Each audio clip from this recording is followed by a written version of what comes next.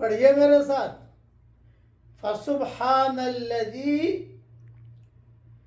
بیدہ ملکوت کل شیء. پس پاک ہے ہمارا اللہ جس کے ہاتھ میں ہر چیز کی بادشاہت ہے. سورہ یاسین میں آخر میں یہ موجود ہے. یہ بھی قسم کی تسبیح ہے، پڑھتے رہنا چاہیے. فسبحان الذی بیدہ ملکوت کل شیء، فسبحان الذی بیدہ ملکوت کل شیء. اللہ تعالیٰ اس تسبیح پڑھنے کو قبول فرمائے. آمین. السلام علیکم ورحمۃ اللہ وبرکاتہ.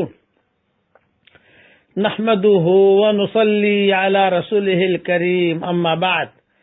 آج کا سبق سن لیجئے. آج کا سبق کا ٹائٹل ہے روزی میں برکت کے 3 نسخے. نمبر 1، لوگ بہت پریشان ہیں روزی کے سلسلے میں. تو پہلی بات تو یہ ہے کہ آدمی استغفار کی کثرت کرے. اللہ کا وعدہ ہے کہ استغفار زیادہ کرو گے تو میں تمہیں خوشحالی والی زندگی دوں گا. یہ قرآن میں ہے. یمتعکم متاعا حسنا الی اجل مسمی. خوب استغفار کیجئے. نمبر 2، درود شریف پڑھنے کا بہت اہتمام کیجئے. اس سے ہم اور غم دور ہوتے ہیں، پریشانیاں دور ہوتی ہیں. خوب اٹھتے بیٹھتے درود شریف پڑھیے. نمبر 3، علماء حقہ نے لکھا ہے کہ پہلے بات سمجھ لیجئے کہ پہلے نمبر والا نسخہ وہ تو قرآن میں ہے. درود شریف والا نسخہ یہ صحیح حدیثوں میں ہے. اور یہ تیسرا نسخہ جو دے رہا ہوں یہ علماء حقہ نے لکھا ہے، حدیثوں میں نہیں ہے. وہ یہ کہ جمعرات کے دن 11 مرتبہ درود شریف پہلے، 11 مرتبہ درود شریف بعد میں، اور 1000 مرتبہ پڑھیے یا غنیو یا غنیو یا غنیو. تو اللہ کی ذات سے امید ہے کہ اللہ تعالی اس کی روزی میں برکت دے گا. جس کو بھی یہ 3 وظیفے بتائے اور جس نے بھی اہتمام کیا، اللہ تعالیٰ نے اس کی روزی میں خوب برکت دی الحمدللہ. اس لیے اب جو ہے یہ باتیں تو جو قرآن میں ہے وہ قرآن میں ہے، جو حدیث میں ہے وہ حدیث میں ہے. اور یا غنی والا وظیفہ جو ہے یہ علماء حقہ نے لکھا ہے. میں نے بھی میری کتاب بکھرے موتی میں جہاں اسماء حسنہ کا تذکرہ کیا ہے تو اللہ کے 99 نام ہیں، ان 99 ناموں کے خواص میں نے لکھ دیے ہیں. اس میں یا غنی والا وظیفہ بھی میں نے لکھ دیا ہے، وہاں دیکھ لیا جائے. میں دعا کرتا ہوں کہ اللہ جو بھی پریشان حال ہو اس کی پریشانیوں کو دور فرما. جو روزی کی تنگی میں مبتلا ہو عافیت کے ساتھ ان کے لیے اللہ روزی کی تنگی کو دور فرما. جو ناجائز عشق میں مبتلا ہو ناجائز عشق سے اللہ تو اسے نجات دے دے. اے اللہ جو ہیرا پھیری والی زندگی میں مبتلا ہو عافیت سے ہیرا پھیری والی زندگی سے بچا لے. اے اللہ جس نے بھی مجھ سے دعاؤں کے لیے کہا ہو یا دعاؤں کے لیے خطوط میں لکھا ہو یا جن کا مجھ پر کسی قسم کا حق اور احسان ہو یا جو ہمیں اپنی دعاؤں میں یاد کرتے رہتے ہوں یا مائیں بہنیں ہمیں اپنی دعاؤں میں یاد کرتی رہتی ہوں، ہماری ساری دعاؤں میں ان کا پورا پورا حصہ نصیب فرما. اب پڑھ لیجئے میرے ساتھ. استغفر اللہ الذی لا الہ الا هو الحی القیوم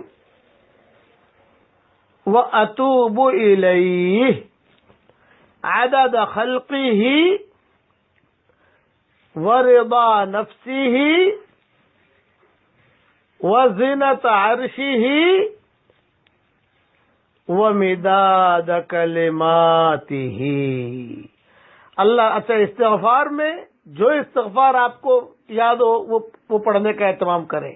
درود شریف میں جو یاد ہو وہ پڑھنے کا اہتمام کریں. اور یا غنیو تو ہے ہی، اسے پڑھنا پڑے گا، لیکن یا غنیو والا جو وظیفہ ہے یہ حدیث میں نہیں ہے، علماء حقہ کا لکھا ہوا ہے. اللہ تعالی ہم سب سے اللہ خوش ہو جائے. آمین آمین. والسلام علیکم ورحمۃ اللہ وبرکاتہ. وآخر دعوانا ان الحمد للہ رب العالمین. الخلق كله ولك الفضل كله وإليك يرجع الأمر كله وإليك يسعد الكلم الطيب كله. اللهم لك الحمد بالإسلام، لك الحمد بالإيمان، لك الحمد بالقرآن، لك الحمد حتى ترضى، لك الحمد إذا رضيت، لك الحمد بعد الرضا. اللهم لك الحمد كالذي نقول وخيرا مما نقول، لك الحمد كالذي تقول، لك الحمد في الحال ولك الحمد في المآل. اللهم لك الحمد في الأولى ولك الحمد في الآخرة. اللهم لك الحمد حمدا حمدا. اللهم لك الشكر شكرا شكرا. اللهم يا رب صل وسلم دائما أبدا على حبيبك خير الخلق كلهم. اللهم صل على سيدنا محمد بن عبد الله القائم بحق الله. ما ضاق أمر إلا فرجه الله. اللهم اغفر لنا ذنوبنا. ایک پوائنٹ بتاتا ہوں لیکن حدیث میں نہیں ہے. مجھے کہتے ہو ڈر بہت لگتی ہے، کروڑوں آدمی سنتے ہیں دنیا بھر میں، لیکن حدیث میں نہیں ہے. لیکن اہل مدینہ کا معمول رہا ہے، چونکہ مدینہ منورہ میں رہتا ہوں نا، جب بھی کوئی پریشانی آوے، کچھ بھی آوے، تو آدمی جو ہے شہداء احد کے پاس جاوے، ان کو سلام کرے اور اللہ سے دعا مانگے. بہت مجرب چیز ہے. شہداء احد سے تو مانگنا نہیں ہے بھائی، نبی سے تو مانگا نہیں جاتا. میں تو کلیئر کرتا ہوں نا، مانگنا کس سے ہے بھائی؟ اللہ سے. دینے والا کون ہے؟ اللہ. لیکن وہ جگہ اسی ہے جہاں یہ لوگ دفن ہیں کہ وہاں آدمی کی دعا قبول ہوتی ہے. آدمی اللہ سے مانگے کہ اللہ پاک سلام تو میں ان کو کر رہا ہوں، سلام تو کسی کو بھی کر سکتے ہو، مغفرت کی دعا کسی کو بھی کر سکتے ہو، لیکن یہ کہ اللہ سے مانگے کہ اللہ میری فلاں پریشانی ہے تو میری پریشانی دور کر. خاص طور سے جن کے نکاح نہیں ہوتے وہاں جا کر دعا مانگتے ہیں، نکاح ہو جاتے ہیں ان کے.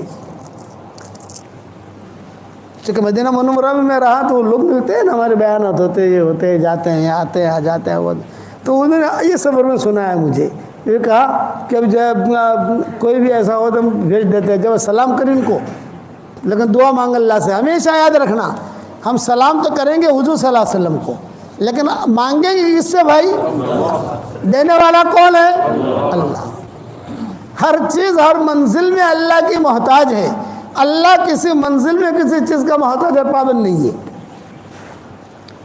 احد پہاڑ جو ہے نا، یہ احد پہاڑ حضور صلی اللہ علیہ وسلم دیکھتے تھے، وہ احد پہاڑ کی مستقل فضیلت ہے. اور حضور کہتے تھے احد یحبنا ونحبہ، احد یحبنا ونحبہ. احد ہم سے محبت کرتا ہے، ہم احد سے محبت کرتے ہیں. خاص طور سے جب بارش ہوتی ہے اس وقت میں احد پہاڑ جو چمکتا ہے تو ہم لوگ مستقل دیکھنے کے لیے نکلتے ہیں. بارش سونے کی طرح چمکتا ہے وہ، جب بارش خوب گرتی ہے اور پہاڑ کو تو عرب لوگ سب دیکھنے کے لیے آتے ہیں کہ یار کیسا چمک رہا ہے. حالانکہ پہاڑ تو دنیا میں ہم نے بہت دیکھے بھائی. ہم تو اب لوگ مجھے پوچھتے ہیں کہ مولانا آپ کون سے ملک میں گئے ہو؟ میں نے کہا بھائی یہ پوچھ کون سے ملک میں نہیں گیا، یہ پوچھ کہ کون سے ملک میں نہیں گیا یہ پوچھ، تو پتہ چلے کہ یہاں نہیں گیا. اللہ سب جگہ لے گیا، سب جگہ کا پہاڑ بھی دیکھیں، لیکن اس کی نوعیت ہی الگ ہے. مولانا سید خان صاحب رحمۃ اللہ علیہ فرماتے تھے کہ بھئی یہاں سے تم جو ہے احد پہاڑ پر جاؤ اور اللہ سے دعا مانگو. یہ مولانا سید خان صاحب رحمۃ اللہ علیہ ہمیں کہتے تھے، ان کی تربیت میں رہے ہم، کہ تم جاؤ احد پہاڑ پر جاؤ، شہداء احد کو سلام بھی کرو اور احد پہاڑ پر جا کر کہیں پر بیٹھ کر اللہ سے دعا مانگو. وہ قربانیاں جو ہیں وہ اب تک احد پہاڑ اس کی گواہی دیتا ہے، جو قربانیاں دی گئی ہیں. تو حضور صلی اللہ علیہ وسلم شہداء احد پر گئے اور وہاں جا کر جو ہے انتقال سے پہلے اور یہ کہا کہ دیکھو تھوڑے دنوں میں تمہارے پاس میں آنے والا ہوں اور اور صحابہ سے کہا، صحابہ ساتھ تھے نا، یوں کہا کہ دیکھو میرے جانے کا تم لوگ زیادہ ویلا مت کرنا، میری تمہاری ملاقات حوض کوثر پر ہوگی، حوض کوثر تیار کرنے کے لیے جا رہا ہوں، میری تمہاری ملاقات وہاں ہوگی۔ جب صحابہ لے کر چلے تو حضور نے فرمایا میرے بھائیوں کو میرا سلام کہنا۔ تو حضرت ابوبکر نے پوچھا السنا اخوانک یا رسول اللہ، اے اللہ کے نبی کیا ہم آپ کے بھائی نہیں ہیں؟ آپ نے فرمایا اللہ تم میرے بھائی نہیں ہو، بل انتم اصحابی، تم میرے ساتھی ہو۔ میرے بھائی بہنیں تو وہ ہیں جنہوں نے مجھے دیکھا نہیں ہے اور میری بات پر لبیک کہہ کے کھڑے ہو جاتے ہیں، ہم لوگ حضور کے بھائی بہن ہیں۔ کسی نبی نے اپنے امتی کو بھائی بہن نہیں بنایا ہے، حضور نے بھی اپنا بھائی بہن بنایا محبت میں۔ یہ کون ہے کہ حضور کا بھائی ہے؟ یہ کون ہے کہ حضور کی بہن ہے؟ حضرت ابوبکر نے پوچھا السنا اخوانک یا رسول اللہ، کیا ہم آپ کے بھائی بہن نہیں؟ آپ نے فرمایا اللہ میرے بھائی بہن تو وہ ہیں جنہوں نے مجھے دیکھا نہیں ہے، بعد میں آئیں گے، اللہ رسول ہماری باتیں سنیں گے، قدم اٹھائیں گے، کام کریں گے۔ ہم نے حضور کو دیکھا نہیں ہے، لیکن جو حضور باتیں بتاتے ہیں فوراً عمل کرتے ہیں ہم، کیونکہ نبی نے بتایا ہے۔ اب واپسی میں حضور صلی اللہ علیہ وسلم کی جب باریاں ہوتی تھی امہات المومنین کی، تو جب احد سے واپس آ رہے ہیں انتقال سے پہلے، تو آپ کی باری تھی حضرت میمونہ کے گھر میں۔ تو حضور صلی اللہ علیہ وسلم نے اب امہات المومنین کو جمع کیا اور جمع کر کے کہا کہ بھئی دیکھو باری تو ہے حضرت میمونہ کی، لیکن میری خواہش یہ ہے کہ اب میری طبیعت ٹھیک نہیں ہے، آخری دن چل رہے ہیں، تو اگر خوشی کے ساتھ تم سب اجازت دے دو تو میں عائشہ کے پاس رہوں، خوشی سے اجازت دو۔ ایک رات کی باری ہوتی تھی نا، ہاں، تو سب ماؤں نے کہا کہ نہیں آپ جس میں آپ کو خوشی ہے۔ تو حضرت عائشہ کی وہاں اس دن نے قیام کیا، یہ آخری دن گزر رہے ہیں، اور جب حضرت عائشہ کا وہاں قیام کیا تو ایک دم سے قیام ہوا نا، بھی باری تھی کہاں؟ حضرت میمونہ کے وہاں، تو انہوں نے تیاری کر رکھی تھی، بستر کی، کپڑوں کی، جو بھی ترتیب ہوتی ہے رکھی تھی، لیکن اب یہ تو بالکل فیصلہ پلٹ گیا کہ بھئی تم اجازت دو تو میں عائشہ کے پاس رہوں، لیکن میری دوائیں بھی جانتی ہے، وہ میری خدمت بھی کرتی ہے، خدمت تو سب کرتی ہیں، لیکن یہ کہ میری خواہش ہے کہ میرے دن آخری وہیں گزرے سب۔ اب یہاں جو ہے حضرت عائشہ نے کوئی تیاری تو کی نہیں تھی، بات سمجھ میں آ رہی نہیں آ رہی؟ یہ مضمون بہت لمبا ہے، 5 گھنٹے کا یہ مضمون ہے جو مجھے 8:25 کو ختم کرنا ہے۔ کہ بھی حضرت عائشہ نے تیاری تو کی نہیں تھی، تو ساری ماؤں نے کہا کہ عائشہ جلدی جلدی تمہیں جو چیز کی ضرورت ہو ہم مہیا کر دیتے ہیں، کھجور کی ضرورت ہے کھجور لے آتے ہیں، دودھ کی ضرورت ہے دودھ لے آتے ہیں، اور خالی تم اشارہ کر دینا ہم لے آئیں گے۔ یعنی دوسرے ماؤں نے مدد کی کمرہ صاف کرانے میں۔ یہ نبی آ رہا ہے تو کمرہ تو صاف کرنا پڑے گا نا، بستر ٹھیک کرنا پڑے گا، تکیہ ٹھیک رکھنا پڑے گا، جو دوائیں وہ ڈھنگ سے رکھنی پڑے گی۔ اب حضور صلی اللہ علیہ وسلم یہاں آئے حضرت عائشہ کے کمرے میں۔ حضرت عائشہ کے کمرے میں جب آئے حضور صلی اللہ علیہ وسلم، تو عائشہ رضی اللہ تعالیٰ عنہ فرماتی تھی کہ حضور صلی اللہ علیہ وسلم کے دوسرے دن جب فجر کا وقت آیا تو سارے کے سارے ملاقات کے لیے آئے، حضرت علی بھی آئے، حضرت فاطمہ بھی آئی، سب آئے، امہات المومنین بھی آئے، حضرت ابوبکر بھی آئے، سب آئے، اور سب نے آ کر کہا کہ حضرت آج تو آپ کی طبیعت بہت اچھی ہے ماشاءاللہ، شہداء احد کے پاس سے جا کر آ کر تھا بالکل جوان بن گئے، دیکھو چہرے پر کیسا رونق ہے۔ آپ نے فرمایا ہاں آج مجھے بہت اچھا لگ رہا ہے، وہ جو ٹینشن تھا، وہ جو فکر تھا، وہ طبیعت بے چینی تھی، آج نہیں ہے، آج میری طبیعت بہت اچھی ہے، بہت ہے۔ تو پھر سب لوگ جڑے ہوئے تھے حضور کے ساتھ۔ تو اب حضرت فاطمہ نے کہا کہ ابو جی اگر اجازت ہو میں کئی دنوں سے یہاں پر ہوں تو میں بھی ذرا علی کے پاس ہوا ہوں، حضرت علی بھی تھے، کہ ہم ذرا گھر چلے جائیں، گھر کو بھی دیکھ لیں ہمارا، کوئی چوٹی وغیرہ ٹھیک کر لیں میں، بال وغیرہ ٹھیک کر لیں میں، گھر کے کچھ کام ہیں دھونے کے کپڑوں کے۔ حسن حسین کو بھی دیکھا نہیں ہے کئی دنوں سے ہم نے، حسن حسین بھی کھڑے ہوئے تھے وہاں، اجازت لی تو آپ نے حضور نے اجازت دی تھی کہ جاؤ تم جاؤ، دونوں میں ابھی نکل گئے۔ حسن حسین تھے، آپ نے ان کو پیار کیا आओ तुम भी जाओ। माशाल्लाह ये भी खेलते खुलते निकल गए। अब हज़रत अबू बकर आए। हज़रत अबू बकर ने आकर कहा कि हज़रत मैं जो है कई दिनों से यहाँ हूँ, आज आपकी तबीयत माशाल्लाह मुझे बहुत अच्छी लग रही है, तो मैं भी बिनते खारजा के पास हुआ हूँ। बिनते खारजा इनकी दूसरी बीवी का नाम था जो आवाली में रहती थी। एक बीवी यहाँ रहती थी हुज़ूर सल्लल्लाहु अलैहि वसल्लम के करीब कहीं, और एक बीवी रहती थी बिनते खारजा, उसका नाम था। ये रहती थी आवाली में, आजकल हम जहाँ रह रहे हैं आवाली में, वहाँ उनका मकान था। वहाँ से पैदल जाना हो तो 20-25 मिनट पैदल के लगते हैं वहाँ। मैं वहाँ हुआ हूँ, कई दिनों से गया नहीं हूँ। आपने फरमाया हाँ मेरी तबीयत अच्छी है। तो हज़रत उमर वहाँ खड़े थे तो हज़रत उमर ने मांगी नहीं इजाज़त, लेकिन हज़रत अली ने इजाज़त मांग ली, उम्महातुल मोमिनीन ने इजाज़त मांग ली, सब ने। ये फरमाया कि हज़रत हमारे मकान भी ऐसे ही हैं, हमने चोटियाँ भी ठीक नहीं की हैं, कपड़े भी ऐसे ही रखे हुए हैं। अब तो आयशा है आपके पास यहाँ खिदमत के लिए, हम भी अपना काम निपटा लें। आपने सबको इजाज़त दे दी। हज़रत उमर खड़े थे, हज़रत उमर ने कहा था मैं जाने का नहीं, मैं नहीं जाने का, मैं नहीं जाने का। हज़रत आयशा से कहा मैं बाहर खड़ा हूँ, कोई भी ज़रूरत में बैठा हुआ हूँ बाहर घर के, कोई भी ज़रूरत हो तुम्हें या कोई हाजत हो, कोई भी चीज़ लानी हो तो सिर्फ खटखट करना, मैं आ जाऊँगा। हज़रत उमर नहीं गए, हालांकि इनकी भी 1-2 बीवियाँ थी। हज़रत उमर कहते थे मुझे खटक थी, मैंने इजाज़त मांगी ही नहीं। हालांकि हुज़ूर ने कहा कि तुम भी जाना चाहो किसी जगह, मैं बाहर हूँ। ये सब चले गए। उसके बाद हज़रत आयशा कहती थी कि हुज़ूर सल्लल्लाहु अलैहि वसल्लम ने मुझसे मिसवाक मांगा, मिसवाक दो। तो मिसवाक था मेरे पास, उसको मैंने अपने दांतों से ठीक ठाक करके हुज़ूर सल्लल्लाहु अलैहि वसल्लम को दिया। तो हुज़ूर ने वहीं लेटे लेटे, फिर हुज़ूर ने कहा कि आयशा थोड़ा सा तुम मेरे पीछे बैठ जाओ, मेरे पीछे, और मैं तुम्हारे इस पर ऐसा टेक लगा के थोड़ा सोऊं, थोड़ा बदन थोड़ा ऊपर रहे तो मुझे सांस लेने में तकलीफ़ न होगी। हुज़ूर सल्लल्लाहु अलैहि वसल्लम ने जो है मिसवाक भी किया, और हज़रत आयशा जो है वो टेक कहती थी, मैं दुबली पतली थी, मैं जो है हुज़ूर सल्लल्लाहु अलैहि वसल्लम में पीछे बैठ गई। हुज़ूर सल्लल्लाहु अलैहि वसल्लम ने जो टेक लगाया, वह टेक लगाकर हुज़ूर सल्लल्लाहु अलैहि वसल्लम देखने लगी। अब मैं घबराई, मैं अकेली हूँ, सारे तो चले गए, सब हज़रत फातिमा चली गई, हज़रत अली चले गए, अबू बकर चले गए, सब बड़े बड़े लोग जो थे वो चले गए से।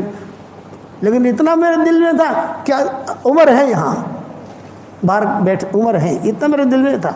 हुज़ूर सल्लल्लाहु अलैहि वसल्लम जो है वो बस सिर्फ देखते रहे, यहाँ तक कि आप सल्लल्लाहु अलैहि वसल्लम की गर्दन जो है यूँ लुढ़की। ये हज़रत आयशा की थी, और आपके मुँह मुबारक से लुआब मुबारक जो है वो निकला और मेरे हंसले के घड़े में आकर गिरा। हंसले का घड़ा तो समझते हो ना, हंसले के घड़े में आकर गिरा। ये हदीस के अल्फाज कह रहा हूँ मैं आपको। अब मैं घबराई, मुझे ठंडक भी लगी, कमरे में खुशबू भी आई, खुशबू भी देखी, सूंघी। अब मैं घबराई, मैंने कहा ये क्या हुआ अचानक, सब तो चले गए। तो मैं आहिस्ता आहिस्ता आहिस्ता पीछे हटी, पीछे हटी और हुज़ूर सल्लल्लाहु अलैहि वसल्लम को कहती रही या रसूल अल्लाह, या रसूल अल्लाह, या रसूल अल्लाह। यूँ थोड़ा हाथ फेरा, थोड़ा उंगलियां दबाई, शायद कुछ बात करें हुज़ूर सल्लल्लाहु अलैहि वसल्लम कुछ, लेकिन हुज़ूर सल्लल्लाहु अलैहि वसल्लम खामोश। अब मैंने कभी किसी को मरते देखा नहीं था। मैं एक तो किसी को मरते देखो तो अब तो हमारे ख़ानदान, हमारे यानी उम्महातुल मोमिनीन में सबसे ज़्यादा मुअम्मर औरत थी उम्मे सलमा। याद रखना, उम्महातुल मोमिनीन की जो टोलियाँ थी, टोली थी ना पूरी, तो उसके 2 जिम्मेदार थे। आधी टोली की जिम्मेदार हज़रत आयशा होती थी और आधी टोली की जिम्मेदार हज़रत उम्मे सलमा होती थी। किसी मसले में हज़रत आयशा और उम्मे सलमा मुत्तफिक हो गई तो हुज़ूर कहते थे कोई टेंशन नहीं, दोनों मुत्तफिक हो गई। और अगर एक ने भी मुखालफत कर दी तो टेंशन शुरू। तो ये उम्मे सलमा मुअम्मर थी। अब वो सलमा को मरते हुए देखा था उन्होंने। ये आई हज़रत आयशा के पास और आयशा के पास कहा आयशा क्या हुआ, क्या हुआ? ये बोले भाई ऐसा ऐसा हुआ, मैं तो अकेली थी, اور یہ دیکھو یہ حضور کا تھوک مبارک بھی دیکھو ہنسلے کے گھڑے کے اندر. ہنسلے تو سمجھتے ہو نا بھائی, بعض لوگوں کا جو گھڑا ہوتا ہے, تو عائشہ کہتی تھی وہ سب تو میرا گھڑا تھا اس وقت میں, بدن موٹا نہیں ہوا تھا تو گھڑا تھا, تو اس ہنسلے کے گھڑے میں جو ہے حضور صلی اللہ علیہ وسلم کا لعاب مبارک گرا. تو حضرت ام سلمہ نے کہا عائشہ کوئی ہے نہیں یہاں مرد. گنے حضرت عمر ہیں, حضرت عمر مجھے کہہ گئے ہیں, باہر کھڑے ہیں وہ حضرت عمر, تو حضور کا تو انتقال ہو گیا ہے. یہ ام سلمہ نے کہا کہ موت ایسی ہی آتی ہے. دیکھیے پسینہ بھی ہے, دیکھیے کسی کا انتقال ہو جائے اور پیشانے پر پسینہ آئے, یہ اس کی مغفرت کی علامت ہے. اس لیے میں کہتا ہوں کہ آدمی زیادہ سے زیادہ کلمہ پڑھتا رہے, لا الہ الا اللہ محمد رسول اللہ, زیادہ سے زیادہ کلمہ پڑھتا رہے. موت کے وقت میں زبان جو ہے اتنی بھاری ہو جاتی ہے کہ کوئی چیز زبان سے نکلتی نہیں ہے. یہ کلمہ بار بار پڑھتا رہے گا, کلمہ نکلے گا. جب حضرت ام سلمہ نے کہا کہ بھئی یہ, تو حضرت عائشہ کہتی ہے کہ مجھے تو پتہ ہے حضرت عمر وہاں ہے, تو فوراً جائے دستک دی, فوراً کھٹ کیا. تو حضرت عمر نے کہا کچھ کہنا چاہتی ہو عائشہ؟ یہ فرمایا کہ تمہارے نبی کو دیکھو کیا ہو رہا ہے. صحابہ اور بھی تھے. تو حضرت عمر کہتے ہیں کہ میں نے کہا کہ تم بقیع کی طرف منہ کر کے کھڑی ہو جاؤ. بقیع جو ہے مشرق کی طرف ہے, کہ بقیع کی طرف منہ کر کے کھڑی ہو جاؤ پردے کے ساتھ, میں آتا ہوں اندر. حضرت عمر آئے, حضرت عمر کے ساتھ مغیرہ ابن شعبہ بھی آئے, یہ دو آئے. اور انہوں نے جو آ کر دیکھا حضرت عمر نے اور کہا, اور جو حضور صلی اللہ علیہ وسلم کے پیشانی پر ہاتھ بھی رکھا, ہاتھ بھی دبایا, پاؤں بھی دبایا حضرت عمر نے, کہ حضور خاموش. اور مغیرہ ابن شعبہ بھی خاموش.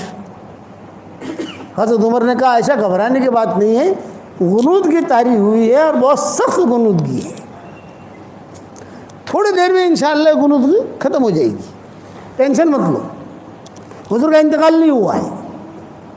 یہ حضرت عمر نے کہا کہ حضور کا انتقال نہیں ہوا ہے, غنودگی ہے, گہری نیند میں ہے حضور, اور تھوڑی دیر میں غنودگی ٹھیک ہو جائے گی.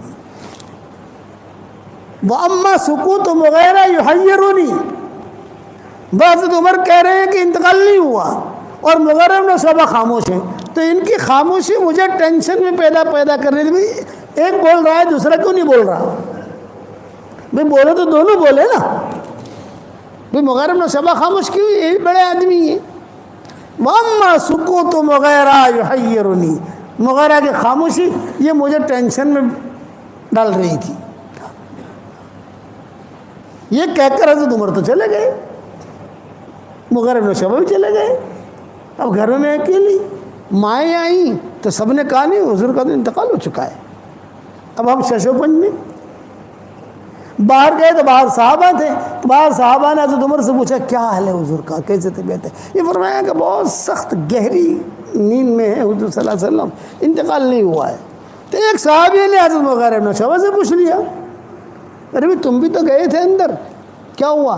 تو اب مغیرہ ابن شعبہ نے کہا عمر جو سمجھے ہیں غلط سمجھے ہیں, میں جو سمجھاؤں صحیح سمجھاؤں. پھر آپ کیا سمجھے ہو کہ حضور کا یہ وصال ہو گیا ہے؟ یہ حضرت مغیرہ ابن شعبہ نے کہا. یہ کہا صحابہ میں سب سے پہلے حضور کے انتقال کی خبر دینے والے مغیرہ ابن شعبہ ہیں. ماں ایسا کہتی تھی کہ ہم تو شش پنج میں تھے, انتقال ہوا ہے کہ نہیں ہوا, اور عمر نے منع کر دیا تو ظاہری بات ہے حضرت عمر کی بات کا اعتبار ہے. تو جب یہ دونوں باہر گئے تو ہم بھی دروازے پر کھڑے ہو گئے, کیا باتیں کرتے ہیں دروازے پر, اور وہاں صاحب آپس سے بات کر رہے تھے. کوئی کہہ رہا تھا انتقال ہوا.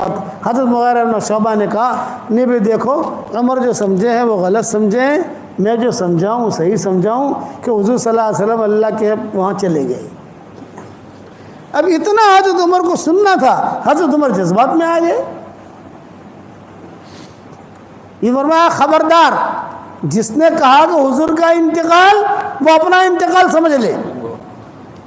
تلوار نکال لی, حضور کا انتقال ہونا ہی نہیں ہے ابھی تک کتنے کام باقی ہیں یہودیوں کے، بے ایمانوں کے، سارے کے سارے دنیا میں دین پھیلنا ہے، یہ باقی ہے، یہ باقی ہے، یہ باقی ہے، یہ باقی ہونا ہی نہیں ہے ابھی، وقت مرے جائیں گے دنیا سے لیکن ابھی نہیں، ابھی حضور کا انتقال نہیں ہوا ہے۔